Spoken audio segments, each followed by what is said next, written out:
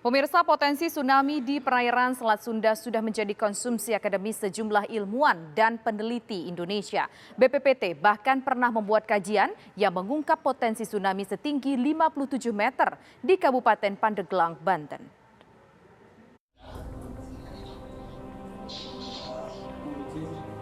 Potensi tsunami di perairan Selat Sunda sudah lama menjadi fokus penelitian banyak ilmuwan.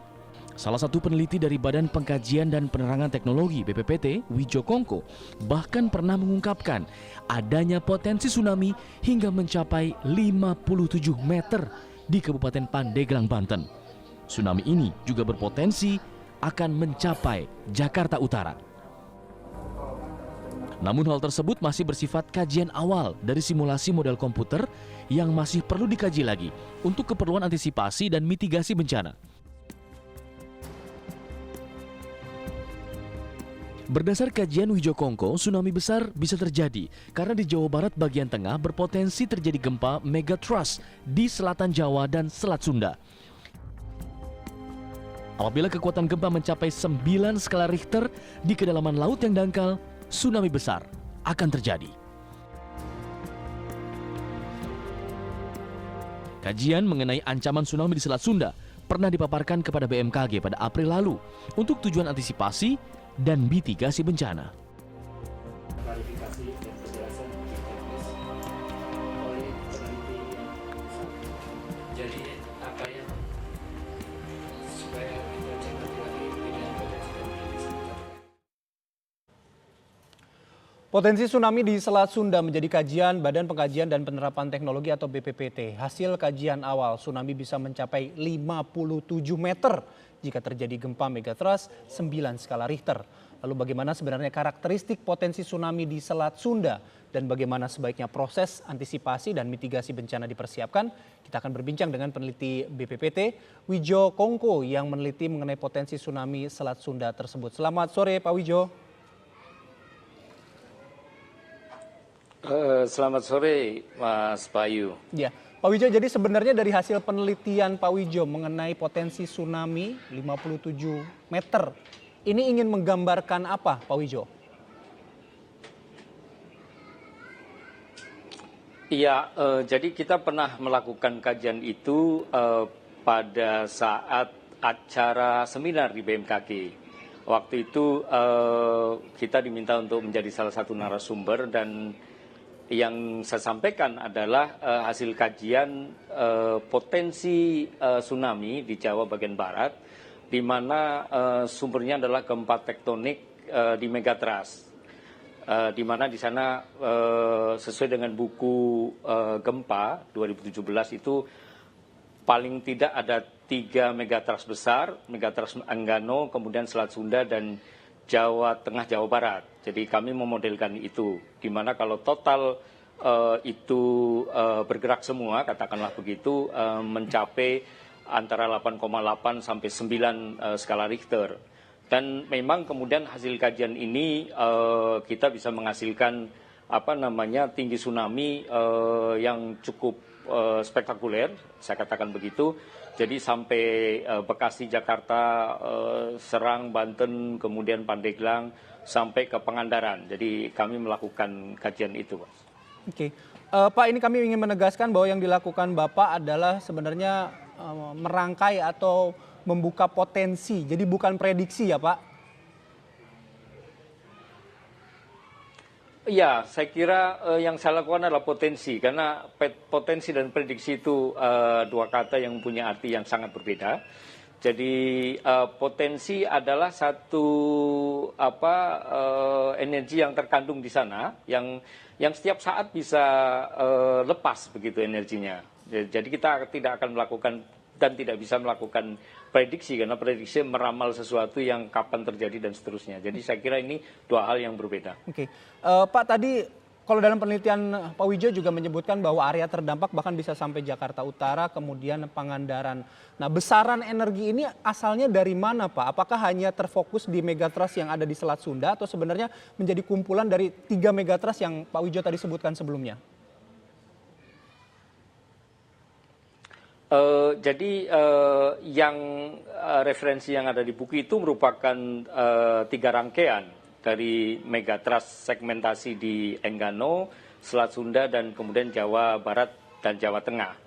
Tetapi ini tidak berarti kemudian bisa bergerak semuanya, bisa salah satu dan seterusnya. Jadi atau bisa dua dan ini kombinasi gitu. Nah, yang kita lakukan kemarin adalah worst scenario atau skenario terburuk. Karena masing-masing katakanlah 8,5, ada yang 8,7, kemudian kalau digabung menjadi 9 skala Richter. Nah, yang menjadi concern waktu itu dari pemodelan ini adalah kita melihat kalau ini skalanya penuh, skala yang terburuk begitu, karena kemudian ini menjadi satu ukuran yang dipakai untuk perencanaan mitigasi ke depan. Jadi memang waktu itu saya melakukan itu meskipun tentu ada sumber-sumber lain seperti yang saat ini terjadi yaitu Krakatau dan seterusnya. Oke. Pak, tadi Pak Wijo juga menyebutkan bahwa ini adalah skenario terburuk dalam penelitian juga kekuatan gempa ini dimisalkan 9 skala Richter. Nah, apakah angka 9 ini menjadi angka maksimal atau sebenarnya masih bisa lebih besar lagi, Pak? Ya, kita belum tahu pasti ya, tapi ukuran-ukuran yang maksimal yang sementara dipakai untuk skenario terburuk, kita mengacu kepada beberapa referensi, misalnya di Aceh, kemudian di Jepang dan seterusnya. Kita memang harus mempunyai ukuran yang lebih pasti, apakah 8,7, 8,5, 8,9 dan seterusnya. Ini rekan-rekan dari bidang Pusken ya yang menentukan magnitudenya dan lain-lain. Nah, kita melakukan pemodelan berdasarkan skenario-skenario itu. Oke, baik. Pak Wijo, nanti kita lanjutkan. Saya harus jeda terlebih dahulu. Perbincangan bersama Wijo Kongko akan kami hadirkan sesaat lagi di Kabar Petang. Kita kembali berbincang dengan peneliti BPPT, Bapak Wijo Kongko. Pak Wijo, tadi dari penelitian Pak Wijo sudah menyampaikan bahwa area yang terdampak adalah sebagian besar wilayah Banten dan juga Jakarta hingga ke arah Pangandaran. Lalu bagaimana dengan nasib wilayah yang berada di bagian selatan Sumatera, Pak?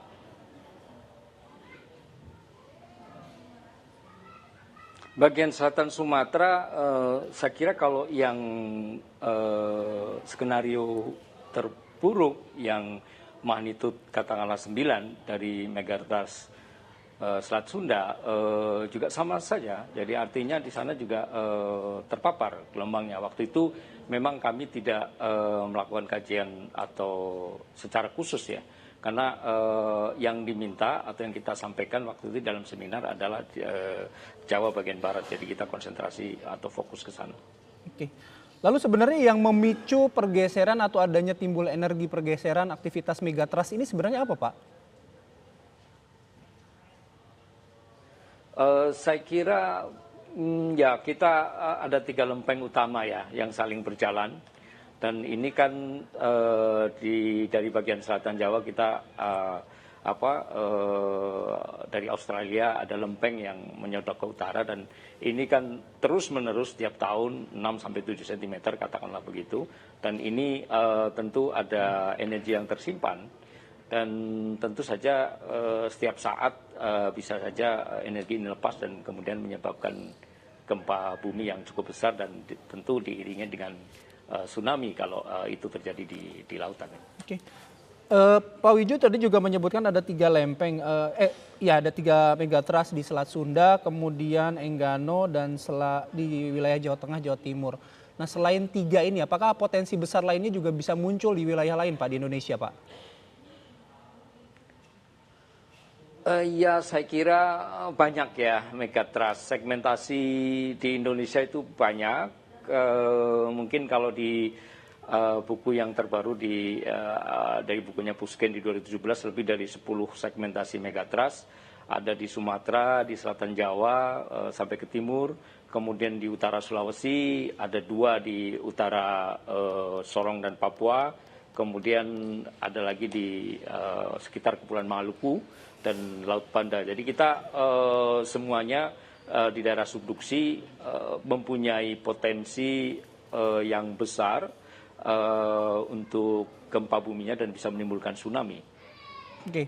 Nah, Pak, dari kajian yang Pak Wijo lakukan bersama rekan-rekan lainnya, dengan modeling yang sudah disampaikan dengan potensi besar 57 meter tsunami, lalu skenario mitigasi bencana apa yang paling tepat, Pak?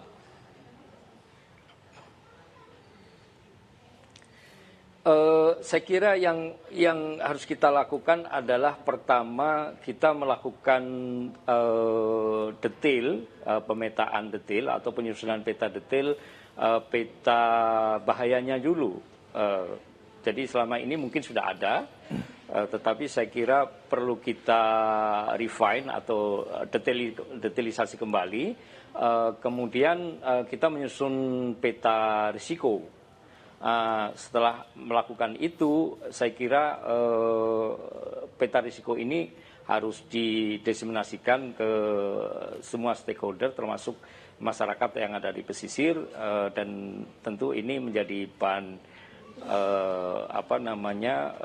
sebagai bahan dasar untuk melakukan peningkatan kapasitas baik rekan-rekan yang di level daerah maupun di masyarakat untuk kemudian melakukan